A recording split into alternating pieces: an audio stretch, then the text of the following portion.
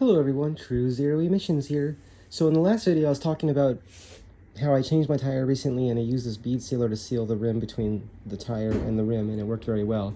But I realized I would like to say more about something I began to talk about when I went off on a tangent, talking about other scooters and other scooters that I like a lot. One such scooter, it's very, very popular, and by the way, I've been going down to Voro Motors in Panorama City, California for the past few days, and they have a scooter there called the Roadrunner Pro, if I recall correctly, and it looks like a bicycle, like a I don't know if you call it a medium sized bicycle, but it doesn't have pedals. And I think it'd be nice if the scooter had an option to put pedals on it. I just think that would be nice, even if those pedals didn't have a chain that went to the wheel, but rather was just a generator that help charge the battery while we're riding the scooter, or just while we're sitting there. Like, you know, we could be sitting there and have like a double kickstand come down where you can actually just pedal the scooter and charge it up while you're sitting there. Wouldn't that be neat? I like things like that myself. So if I end up buying that scooter, I think as a thought experiment at least, it'd be fun to think that through, maybe draw it out on paper and things. Maybe have someone install such a thing. I think they have bike exercising equipment where you pedal and it actually is some kind of generator in there, or a motor that slows it down, maybe like a regenerative system kind of system, but it might not be doing anything with the energy, right? It's just, and I'm not sure how those are designed. This was said to me, someone mentioned to me that I might be able to use something pre-existing as a generator, like a pedal generator system, right? I know a lot of people make those. But right now in this video, what I'd like to talk about is the Roadrunner Pro and what I would like that scooter to have. Now, with that said, I'm going to talk about things that I would really like to see on that scooter. With that said, I haven't test ridden it yet. I may have test ridden. This is going to sound funny, but I may have test ridden it. I'm not sure if it was that one or a previous version of it, because I test rode something at I don't know how long that model's been out, but I've test rode many of the scooters that they sell at Voro Motors in Panorama City, California, and I test rode for sure the previous model it wasn't as fast as this one. I think this one has a bigger battery, and it's faster and all those things, many upgrades. But it's been a few months, so maybe, I don't know how many months it's been. Maybe it's been a year or so approximately. It's so easy to lose track of time, right? But reading the specifications on it and looking at it, it looks really good. I love that scooter. This is what I'm seeing when I go there. Every time I go to Voro Motors, someone's buying that scooter. Someone's buying the Roadrunner Pro, and they're just so excited. It was a very sad story. I was speaking with a gentleman that was there buying one the other day, and he was excited about it, but someone had just stole his scooter. He had a really expensive scooter, several $1,000 scooter that someone had stolen, and I asked him what happened. He said, well, I had it locked up with a really good lock, and he said, but they couldn't cut the lock, so what they did was they cut the bike rack. This thing was his scooter was locked with like a really good lock, one of the best ones you can get, to a bike rack, which the bike rack had really thick steel, right? Really thick. They cut a section of the bike rack. They just chopped the metal, took it off, and took the scooter. And I was telling the person that what was shared with me, because I inquired about this. I inquired about getting insurance for scooters. Like, how do you insure the scooter? How can we get insurance for the scooters? And AAA had a solution instantly. AAA told me I can get insurance for the scooter, and please double check this for yourself. I still have to do this myself. They said I can add. Now, I don't know if you already have to have a membership with them or have to have your insurance with them to get this. That's something you would have to find out for yourself.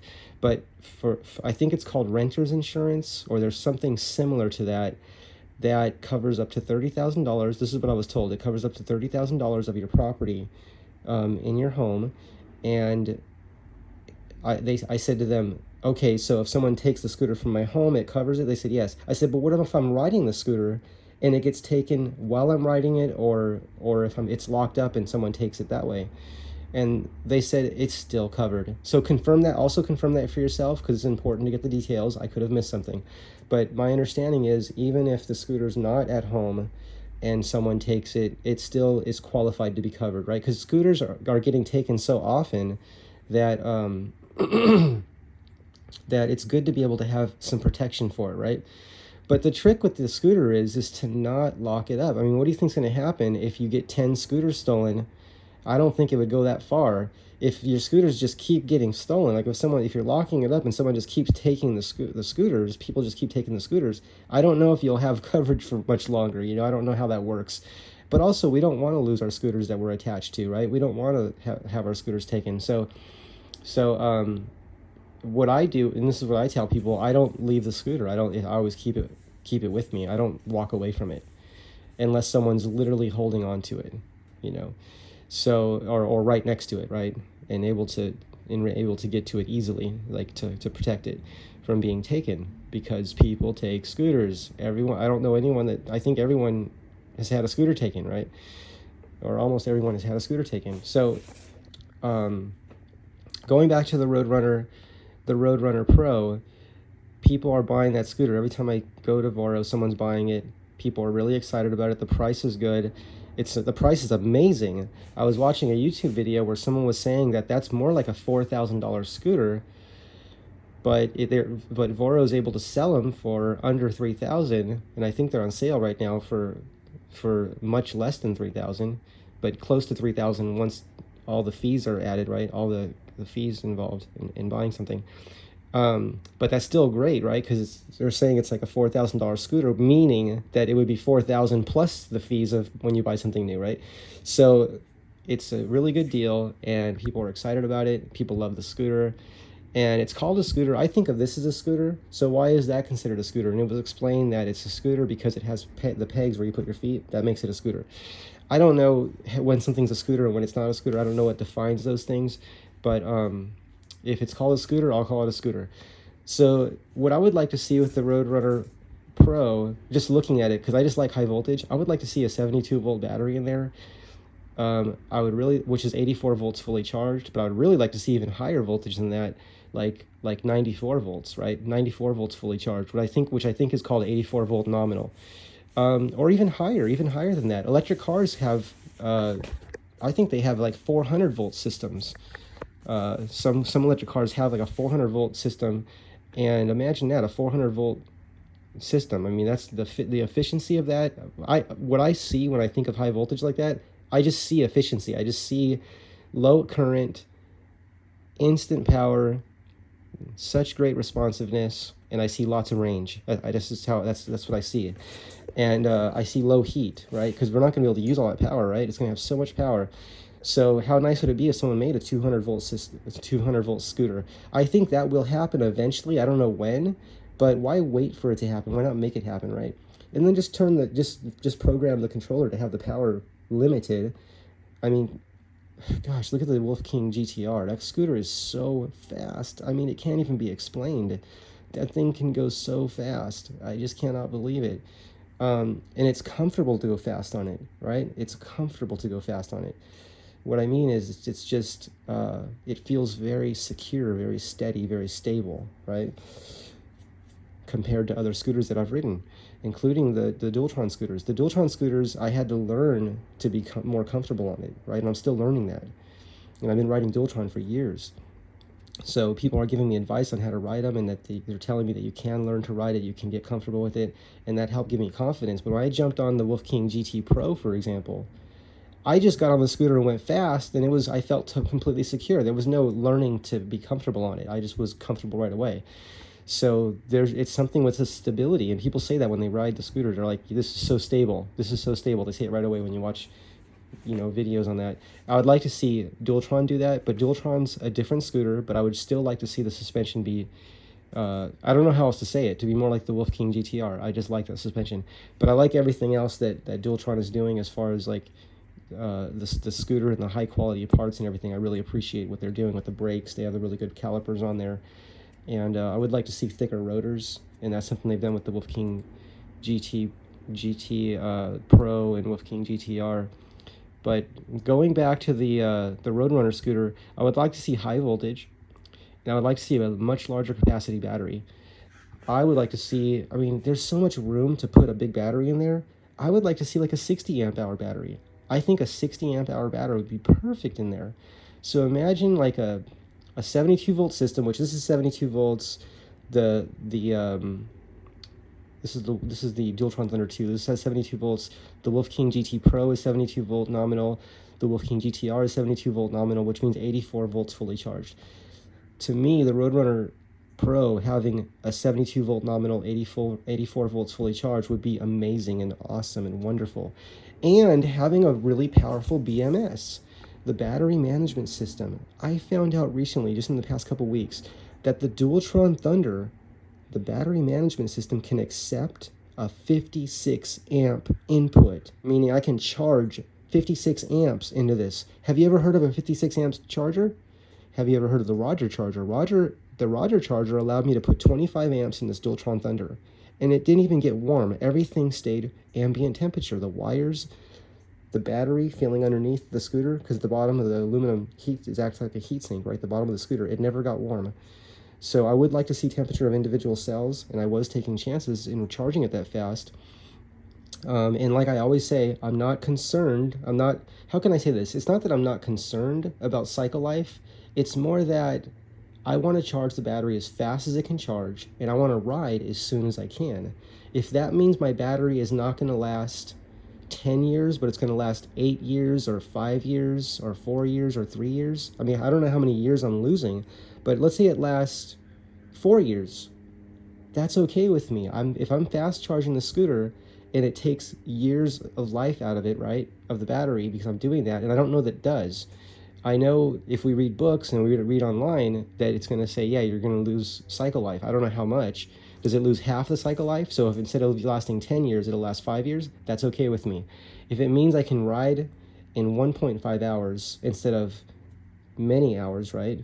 I mean, look at the, I'm going to compare a different scooter now, but if we look at a beautiful scooter, which is the Segway GT2, a masterpiece of mechanical and electrical engineering, but the range is not near what this is, for example, right? This has a massive, huge battery in it. I think it's a 40 amp hour. 40 amp hour, right? I think it's a 40 amp hour. Double check that. Dualtron Thunder 2. But what's in the Roadrunner? What amp hour is in the Roadrunner Pro? Is it like a 30 amp hour or 33 amp hour? I don't remember the exact number. But I would love to see like a 60 amp hour in there, right? Even if it's going to be the same voltage, so 60 volts. Right now, I think it's a 60 volt system. Double check that for yourself. But that means it's fully charged around 66 volts or so, right? And that reminds me of the, I think the Dualtron Thunder 1 was a 60 volt system, which was, I think, 66 volts approximately fully charged. And but the other question I have about the Roadrunner Pro is, because I'm just sharing with you my perception, my perspective, how I look at things, right? I want to know how much I can, how fast I can charge that scooter. What's the charger that comes with it? Scooters usually come with like a 2 amp charger. That's 4 amps, right? Going back to the Segway GT2, that takes 8 hours to charge, 7 to 8 hours. Segway told me 8 hours. I thought it was closer to 7 hours, but still, 7 to 8 hours is a lot longer than an hour and a half. And we know the tech's there. We know the batteries can handle a lot of power. I mean, we know the battery technology is available. We don't know if it's being used in the scooters yet. These are supposed to be really good batteries. The Wolf King GTR is supposed to have a really good battery in it. So if the battery can handle a really, really powerful fast charge, we also have to have the battery management system that can handle that, right? So in this scooter, the Dualtron Thunder 2, it has a 56 amps I can put in there. My charger doesn't even have that much power. So I'm looking for a more powerful charger. I want to test this. I want to charge this thing at 56 amps. Can I put 60 amps in it, right? Did they over-engineer it? How far can I go? And at what point does the battery begin to get warm or at temperatures where we need to stop charging, right? And I want to go to that limit. I want to know what the limits are. I don't want to go to that limit. I want to know what the limits are, and I want to stay below that, right? I want to stay just below it. So maybe 10% below too much, right? Whatever too much is. So that might mean opening up the case, the battery case on this, like taking this top off, and being able to monitor the battery more closely, directly with the feeling the battery itself, or using using this which the temperature has a temperature sensor on it, right? So this is telling us that it's 66.7 degrees, right? Right here where that light is, right?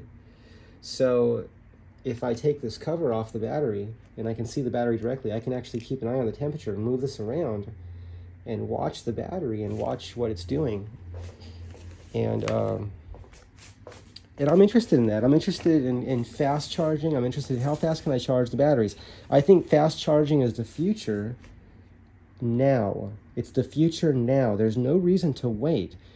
What I keep hearing is, don't charge fast. It ruins cycle life. And then you hear people repeating that and repeating it and repeating it.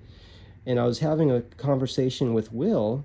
For those of you that know who Will is, a philosopher, a sound engineer, and many, many, many things. And Will was saying that something that happens in life's experiences is we sometimes will repeat what we hear, even though we don't have direct experience with it. And to me, I want to have direct experience, and I want to share what I'm experiencing, not what someone told me can be done, or I don't want to. If someone has test results, I want to see those test results myself. I want to experience it. I don't mean I want to see their test results. I want to experience the experiment where I get my own results and see what those are. That's what I like to do. And then I share that information instead of just repeating information that someone else is putting out there, right? Because right now we have lots of people saying you can't fast charge lithium batteries, and it's bad to fast charge any batteries. But then we always have heard, we've heard this for the past 100 years, that there's ways to fast charge batteries, and there's kinds of batteries, and there's kinds of chargers that can fast charge and not damage cycle life. But where are those? Where are they? Are they here already? And I always say it, I'm going to say it again, G Batteries. G Batteries has their patents. If you do G Batteries patents, you're going to see all their patents up there. Beautiful, masterful work, just beautiful. And I think they have 45 patents they've applied for, and they've been granted many of those. And I think the others are pending or processing. But they've done it, they've done it. The tech's been ready for a long time, and it looks to me like, and everybody seems to agree with this, everyone does agree with this, that if there was some way that people could know that something works, right? So what we repeat, what we say, is what works, not what we've been told to say, right? So what works? G Batteries works. I've researched it. I've studied it, for years. It works. But why don't we have it? The only reason we don't have it, people like to use the word repression. Do you think G Batteries is being repressed? They're not being repressed.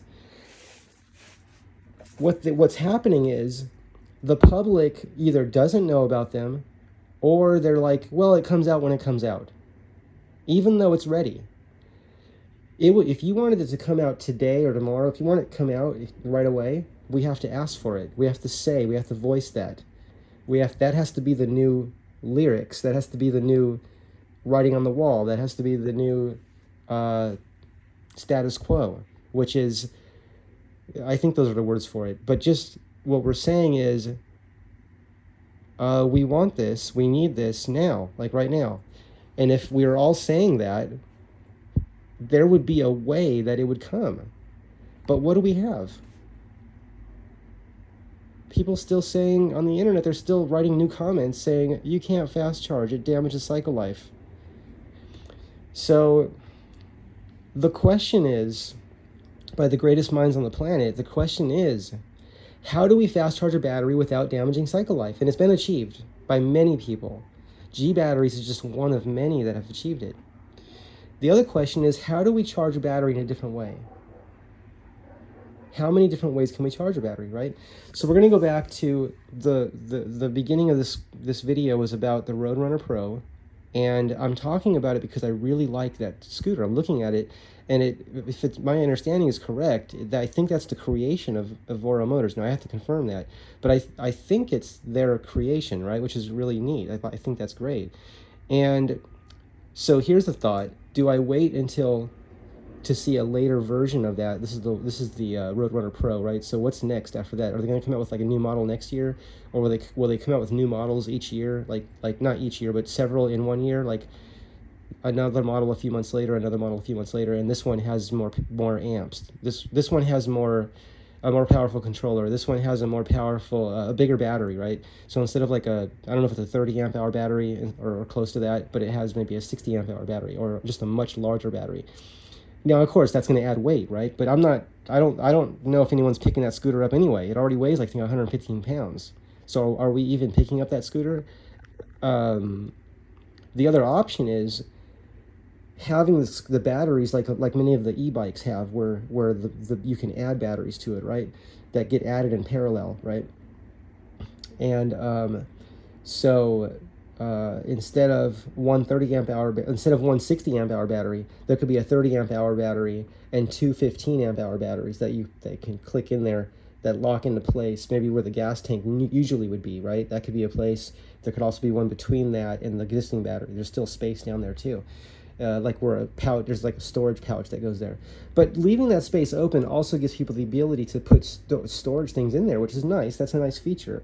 But if there was a way even to make the battery wider and still leave that space open above, or use some of that space but also make it wider, I just think there's so many possibilities, and I'm excited about those possibilities. I'm really excited about them.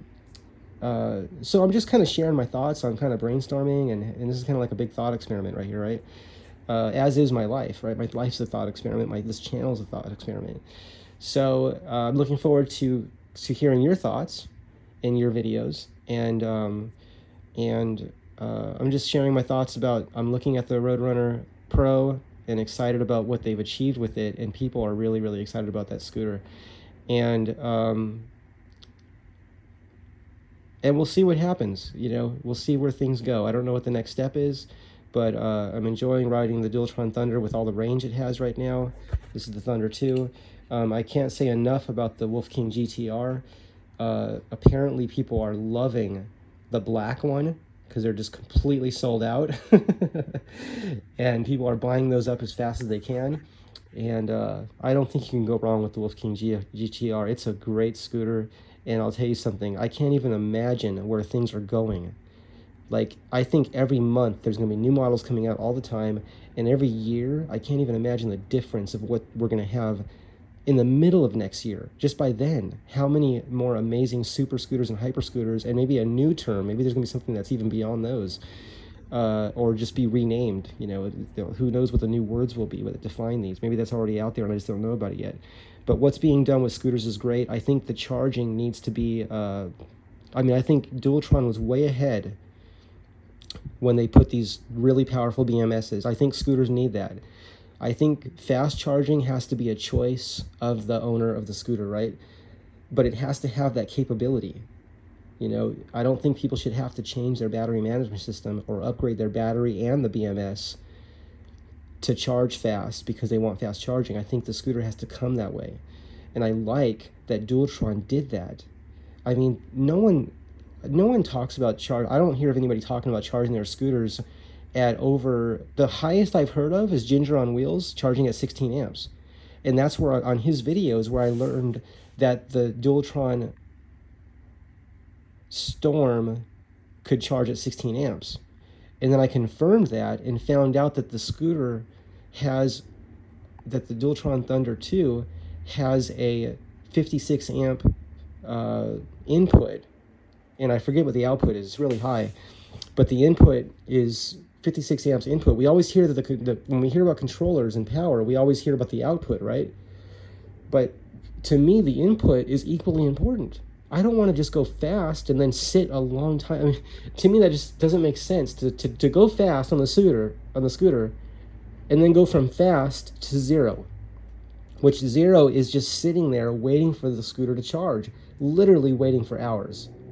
What I like is the idea that I can go for a ride, right, with a really big range battery, right? So we can use all that up and then eat somewhere for like an hour and a half. And while I'm eating and refueling myself, my scooter's getting a full charge, right? From empty, completely drained to 100%.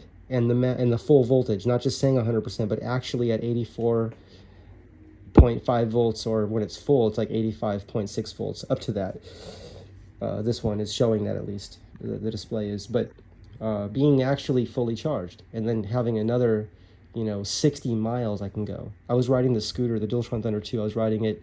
I rode 61 miles at an average speed of approximately 26 miles per hour, right? Between 24 and 28 miles per hour. As the battery drains, it was going slower because I had it in a speed 2 on eco mode. But let me tell you something. On speed setting 2, it has 3 speeds, the Dualtron Thunder 2, right? It has 3 speeds, 1, 2, and 3. On the second speed, it'll go almost 30 miles an hour, and it'll get there quick, even on eco mode, even when the eco mode button is pushed in, which is right here. So this button is the eco mode button. You can see it's pressed in right now. Let's see if you can see that. So do you see how these two buttons are taller? Now if I press this in, watch what it does. Oh, that's the horn. Okay, so this one, yeah, see how it's pressed in now? And then it's unpressed? That's the flashers, right? Let's do the eco mode button. So it's activated right now. It's on eco mode, pushed in. And then if I push it out, see how it's raised up? I'm trying to get the phone to focus. So if it's out, that means it's on fast speed, right? If it's in, that slows it down. So with that pushed in, which is eco mode energy conservation, right? I'm just saying that. That's a way of saying it. I guess we could call it that, E, energy. Pushed in, and then gear number 2, and I'll show you what that looks like. So that's gear 1, and we press this dot right there, and it goes to 2, and then I press it again, it goes to 3, right? So on 2, right there, on 2, I was going approximately 27 miles per hour, or 28 miles per hour, and then down to 24 miles per hour when the battery was almost completely drained.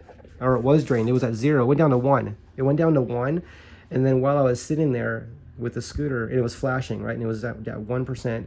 And then when I stopped and I was getting the charger set up, it went up to 7. It just went back up. And Thomas Bearden called that like bounce back, and that's the 0-point field recharging that battery. Wouldn't it be neat if the battery could just charge itself all the time? I think there's a way to do that. There's ways to do everything. This is what we're not taught in school, and it needs to be. And it will be if you ask for it, right? And that is, we live in a universe of infinite possibilities. We live in a universe where science proves nothing. Anyone saying, prove it to me, that's irrelevant. There's no proof. We just have theories. Everything is theories. So, theories and principles, that's what we have. And we have infinite possibilities, and we even have infinite inevitabilities. It's the same thing. So anything you can think of. So if someone says you can't run a car on water, the laws of physics say you can't do it. That statement doesn't even make sense. It doesn't make sense to say that at all, because nothing is impossible. And we're running cars and engines, combustion engines, on hydrogen. It's not running on water, we're running on hydrogen. Hydrogen and oxygen. That's what petrol and gasoline does, that's what water does, right? Water has oxygen and hydrogen. And anyone that says, well, we've got to look at the energy, we have to look at how much energy you're putting in and getting out. Well, and then ignoring that every cubic centimeter of space has not just millions and millions of watts of energy, right? Millions and millions, megawatts. And not only are we already using a very small amount of that energy to power everything that works, every electrical circuit on the planet is already powered by that, as is all of the material in our planet and all the material in the universe, right? But if we study theory, there's a lot of where everything's kind of separated and kind of everything's separated. We're looking at things in separate parts that don't consider the other parts. They look at just the part as if it's the part and there's nothing else, and not looking at the big picture. And then people will tell me stories like, oh, well, we don't use any of that energy right now. which I don't know if they realize it, but when they say we're not using any of the energy in the universe to power our circuits, then the implied claim is that we're creating energy to make our circuits work, and we know that we can't create energy. But then because it's written in such a way that it sounds like making energy is okay because we're perturbing the electrons or something like that. I mean, I've read it before, but it doesn't make sense. Or I'm reading it and I'm reading so that it's been explained in a way that sounds like it's okay to make energy, even though we can't make energy. We can just move energy. So once we can grasp and acknowledge that we are moving energy and translating energy from one place to another, and that is from the zero-point fields, tachyon waves, gravity waves, and virtual particle flux fields, all one and the same, that's what powers all of our circuits. That's what powers everything. Okay? So what we're trying to do is understand how to more efficiently wire our circuits. Now, Cameron said, how come we can't learn this in school? I'm paraphrasing, right? Because Cameron said, where can I work? He was asking me, I was telling him about my experiences in trying to learn about this, right? Or my process, my journey of learning. And Cameron's telling me that to him, what I'm explaining to him is not what education is. And it's a very good point. And I don't have the answer to that. All I know is that all I can do, because I can only control what I do, right? All that I can do is, as I learn, is to share with others in the most educational way that I can understand what education is. And Cameron has shared that with me. He's told me, yeah, there should be a syllabus, there should be, an outline of what we're going to study, what we're going to learn. And I'm kind of paraphrasing and modifying what he said, but I'm going to say we should be able to see some results of something when we learn something, right? Imagine going to school and getting like all these degrees, but still, let's say the degrees would be like in electrical and mechanical engineering, but you leave with these degrees, and no matter how many they are, it could be 1 degree or multiple degrees, and we're still charging a battery in the same way. Do you think?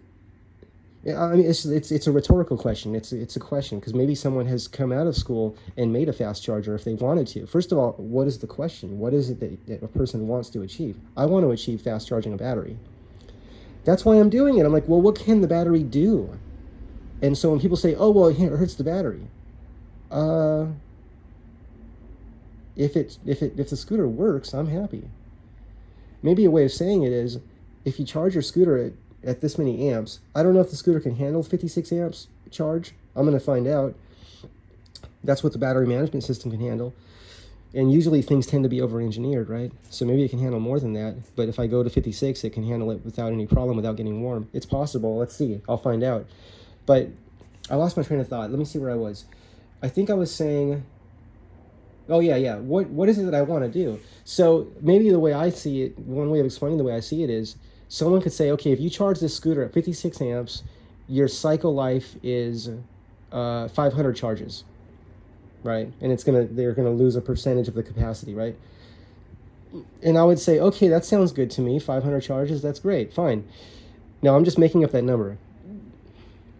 And then I'll have 80% capacity, right? Instead of 100%, I'll have 80%. Just making up numbers right now. Now there's also ways of charging a battery, and G Batteries has achieved this, that preserves the battery. So not just allows the fast charge and not lose cycle life, right? Doesn't degrade cycle life, but improves the life of the battery. So if that's possible, which it is, and it's been being done for over 10 years, then what is the conversations that we're having, that we're perpetuating, right? What is this perpetual motion of perpetually putting out information that's just outdated? Because we're not using the new dialogue, the new information, right? And we're not asking for it. If something's been achieved, don't we need to ask for it? How do we get it? Does it just have to already be like in a store where you can buy it, and then have to be affordable too, right? So how do we get the things that we need? Do we have to make them ourselves, right? You ever heard the saying, if you want something done right, sometimes you just have to do it yourself? Well, to me, I know G Batteries achieved this, but what I'm trying to say is if I can't buy their product yet, maybe it just means that I have to experiment. If I want something, I might have to make it myself, or hire someone that knows electrical engineering better than me, that's comfortable experimenting and walking in the footsteps of G batteries, if I say it that way. G batteries started in their basement. I don't know if it's their basement or garage, but similar, in their workshop. They started at home, experimenting with charging cell phone batteries, right? What's a cell phone battery? It's a few volts. I think it's like, is it a 1 cell? Is it a 4.2 volt lithium battery? Is that what it is? I don't know. I have to look it up. It wouldn't be hard to find that, what the voltage of a battery is. And there's a cell phone out there that charges at 260 watts. I think the capacity of a cell phone battery is like 18 watt hours, right? 18 watts an hour. And that's it. So you can run 18 watts for 1 hour and then it's depleted. So if you're putting 260 watts in there, which is a watt hour, right? 260 watts an hour, you could break that down to how many watts. Well, I guess that would come out to 18 watts in 7 or 8 minutes. And that's what allows that 7 or 8 minute full charge for the cell phone that has that. If you just look up 260 watt cell phone fast charging or something like that on YouTube, companies, you could buy the phone now. You could buy it. I don't know what the cycle life is. I don't know how they're doing it. I would like to know. I need to look that up. I need to look at the patents. I should make some videos on that, talking about the phone more, because I'm interested in fast charging, right? I'm interested in that. Now, look, if our mission is to find everything, to find a flaw in everything we see and to question everything, then that's okay. If that makes someone happy, because we have the right to pursue happiness, right? But what makes me happy is actually being able to charge my battery faster. To me, talking about something as if it can't be done is completely irrelevant. If someone wanted to say, prove to me that you could run an engine on water, prove to me that you're getting more energy out of something than you're putting in it, imagine that same person being interested in achieving the very things they're asking someone else to prove to them, because it can be done. That's why I think it's important for children to learn right away, and I think parents do teach this, that anything is possible. They usually call it, if you set your mind to it, you can achieve anything. That's how it's termed. That's how it's put into words. And it's true, because if you read hundreds of thousands of books, you're going to keep seeing something repeated over and over again in science, in philosophy, and in creative writing, and everything, in poetry, everything. It's going to say, anything's possible. We live in an infinite inevitability universe. So going back to the Roadrunner Pro, again, I'm going back to it because I like that. I like the design of it. And what I'm saying now is where my mind goes, where my imagination goes, right? Because I have hope for things. I have optimism for things. But I also have to say, well, what can achieve what I want right now, right? I have this scooter. I like that it charges fast. If the Roadrunner Pro could not charge at 25 amps, I'm charging this at 25 amps. Every time I can charge this at 25 amps, I will. Electric vehicle charging stations have that capacity, right? In my Roger charger with my Alien Rides J1772 to 5-15, which is just a regular household plug going into an EV charging station level 2, which lets the charger communicate with that, because the charger auto switches between 110 volts and 240 volts. Whatever comes in, it switches to that automatically, which is wonderful. We don't have to push that little switch, right, on the side of the charger where you have to put like a pen in there and push it down and put it in there and push it up. Sometimes you can turn the switch easier, but on the Roger charger, that's not necessary. It does it by itself. You just plug it in and it does the rest. And then you set the volts. You set the current, and once the voltage is set, you never touch it again while you're charging. That's important on the Roger charger. I'll make more videos of that. And I'll also make more videos of fast charging, and I'll share my long-term experience with fast charging batteries. But I've been charging batteries, I keep saying this, my whole life fast. And I'm not telling anybody else to charge their batteries fast. I'm just saying this is just the way I do things. And I kind of went through this in the RC car world, where I had 4 fast chargers. They were PowerLab 8s. And I was always fast charging all my batteries. And everyone was charging really at low power. And the amazing thing is, it took a while. But after a few years, everyone was fast charging. Did the batteries change? No, it's the same batteries. It's just all those people that were saying, you're ruining your batteries, you're ruining batteries. All those people, once everyone started making fast chargers, I'm calling them fast chargers because instead of waiting like an hour or something to charge your battery, it's charging in 10 minutes. And everyone was doing it when the company started doing it. You know, did I have any influence on that? I don't know. Maybe a little bit. People knew I was fast charging all the time. I never wore any batteries out with the RC car stuff. I never wore a battery out. My batteries outlasted me. I was racing the cars and I raced them for years with the same batteries. I never changed batteries, and that was consistent with what I was being told.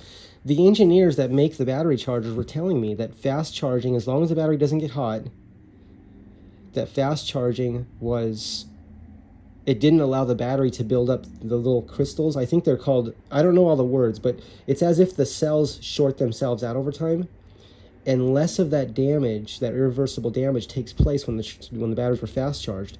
But what's the algorithm, I'll call it, what's the algorithm that's being used in the charging, and how relevant is that to fast charging and also increasing cycle life by fast charging, right? Increasing cycle life by fast charging, and I know it's very interesting because the way that batteries are treated, because they cost so much, right? The battery cost, I've heard many people say that the battery cost is about half the cost of the scooter, right?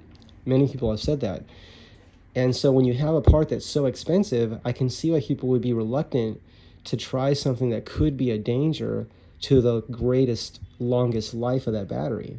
With that said,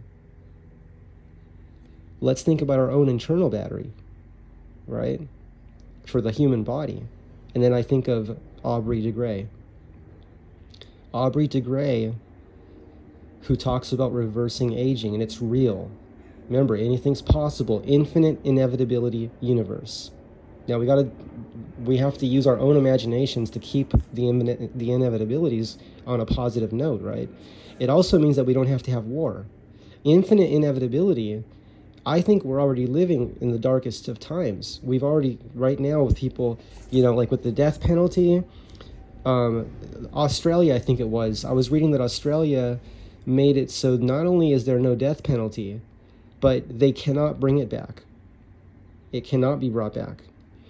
And to me, one of the great freedoms that America has, the United States of America, is that being that it's a separate country and they can make their own rules, has the ability to do something similar to that, at least as good as that. Because I would say in addition to that, we need better rehabilitation, and we need the conditions that contribute less to the desperation that creates, I'll say the opportunity for people to develop in ways that are so just self-destructive and harmful, right? To the individuals and to the people around them. It's something I think about. It's something that I have always thought about, and it's how can everyone win, right? And that is a great opportunity that we all have a chance to contribute to, right? Is how can we make, instead of dividing up and separating and hating, how do we help one another? And there's not always like a perfect solution, but we can certainly think about it and work together, and just caring about that and thinking about it, it makes a difference. That makes a difference in talking about it.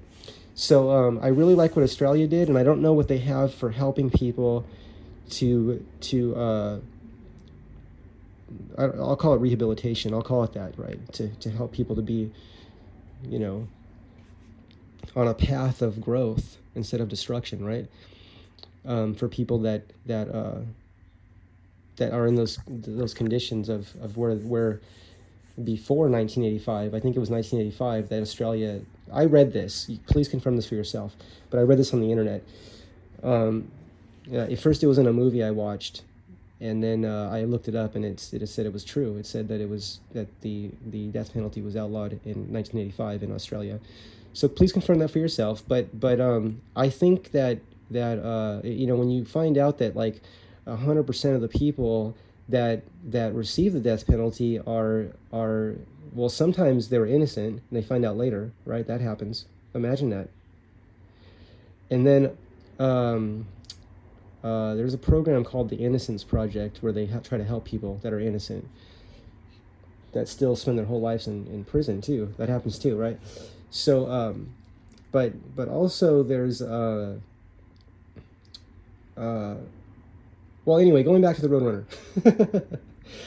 This is true zero emissions. I have to give this channel a new name because it's like I talk about so many different things. But I think they say it's important to talk about things, right? It's important to, because we're all here together, right? We're all here to help each other.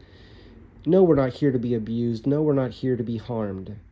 But we can, I think as a community, right? We're all here together as a community. I think we can learn to be more supportive to one another. And I do think it's important that we move in the direction of, and I mean immediately, of what Australia achieved with the death penalty. I think that's important. I was going to say something about that and I lost my train of thought. So there's been innocent people that have been killed. Oh, and then, I just think the death penalty itself is so wasteful. If you look at it, and I mean wasteful of life, right? The fact that 100% of the people have been abused in so many ways. And I mean abused in ways that we can't even imagine. Okay? Imagine someone growing up as a child, like when they're a little kid, and they're just abused in such terrible ways that we can't even imagine it. Things we haven't even seen on TV, right? TV doesn't even show it. They've been abused so bad, and they grow up sick. We call it sick, right? They can't relate in the way that other people that grew up in a loving environment relate, right? They can't relate that way. So if they grow up to harm people, which was what was done to them, and then for us to kill them with the death penalty and call it justice, I don't think that's what justice is. I just don't see it that way. To me, justice is right, justice for all. It's not revenge, right? Because that kind of looks like revenge. Justice is how does the person get onto a path? Yes, maybe they need to be separated, it makes sense, from people so they can't harm anyone or themselves. But how do we get people on a path of healing, a healing journey? Instead of saying, well, I want revenge, right? People that have lost a loved one have watched people get the death penalty. 100% of the time, they say it doesn't help them, it made it worse. It didn't make them feel better that the person was punished to death. It didn't help them at all. It made them feel worse. So somehow it's built into us. We kind of instinctively, intuitively know that revenge is not helpful to anyone. It doesn't help anything. And I think the reason I'm speaking this way in part is because it's urgently important that we stop warring one another, fighting, right? Because think about it. In my research, I already see that most of the weapons that have been developed, most of them, cannot be used or will destroy the whole planet. It'll destroy all life on Earth. So we have these different superpowers, I'll call them, with all these weapons, right? And they're agreeing to not use them because they'll just destroy all life. So, but we're not agreeing to stop fighting, though. So I think it's great that there's an agreement not to use these terrible, terrible weapons. That's really great. But I also think it would be really great, and it would be the bravest thing that could be done, is to stop taking life when communication breakdowns, I'm going to call it communication breakdowns, exist, right? Because I'm talking about this in part because let's say I love riding my scooter, right? And I also love life and I love people, and I really do. And I want to see this world continue. You know how many people have told me when I try to talk about the future? They say, well, we probably aren't going to be here anyway. And I just feel heartbroken that they've lost hope, and they actually are living day to day and don't really have optimism for a great future for the planet. And I think it's important to live in optimism and to create it, to literally create it. And I think I see more optimism than ever since micromobility has become so popular just in the past 5 years. It makes people of all ages feel connected like a community. There's big group rides that go out together and, talk about the right to be happy, the right to pursue happiness. People are doing it, and micromobility makes people happy. if I say it that way. I don't know if it makes them happy, but people are happy expressing themselves with their micromobility machines. And so I say, let's protect the planet. Let's protect life, all life, not just people that know how to behave and know how not to harm themselves and harm others. There has to be a plan for everyone. Everyone deserves a plan, and no one deserves death. Okay, justice is when we, I don't know how to say it, but I think justice is, it doesn't include revenge, and it doesn't include killing. I don't think that it does. That's just my feeling on it. And I think that everyone, when I say everyone deserves a chance, I don't mean one chance. I mean everyone deserves a chance continuously, a continuous chance to have a better quality life, right? If you look at how much it costs to kill a person and for someone to get the death penalty, if you look at how much it costs, right, the whole process, which includes all the appeals and everything, it costs so much money. Imagine if that money went into programs, both prevention, which is high-risk kids that are presently in abusive, and I don't just mean physically, right? Mentally can be worse than physical abuse, right? And there's a lot of that. And those little children growing up that just have abuse and no one knows how to relate to them, and they're afraid to talk about what's happening to them, right? And they grow up and they cause harm to people because that's what was done to them, and that's all that was done. That's all they know, right? So they don't deserve a chance? Is someone going to tell me that? Is someone going to call it justice when you put that person's life to death? We're all connected. We're all one. And helping anyone helps everyone, including ourselves. As is harming anyone harms everyone. So I think of, let's say someone wants to start a war, right? If someone wants to start a war, and they think we're gonna fight, we're gonna start this war because we want something, right? Whatever they call it, they can call it freedom or whatever they want. But the way I'm looking at it is, now I know it's very, very complicated. I know that. I'm just trying to talk about this. It's hard to conceptualize. It's hard to talk about this. But it has to be talked about. It's the only way change can come. And we can all talk about it. We can't impose it upon others. But we can certainly express our desire to think about this and to learn how to think about this and to develop the ability to think about this. So that comes with doing it, right? Doing the experience of it, the process. Okay, I lost my train of thought again where I was going, but I'm going to end this by bringing up the Roadrunner again. And the Roadrunner looks like a really great, fun scooter. I want to thank both Voro Motors in Panorama City, California, and I want to thank Mini Motors USA. These are two amazing places with great customer service, and I'm so excited for anyone and everyone that is even thinking about and just interested in learning more about micromobility. Keep going with that. Make videos sharing what you want. People are studying right now the internet. They're studying comments and making and doing research on what people want, what they're looking for.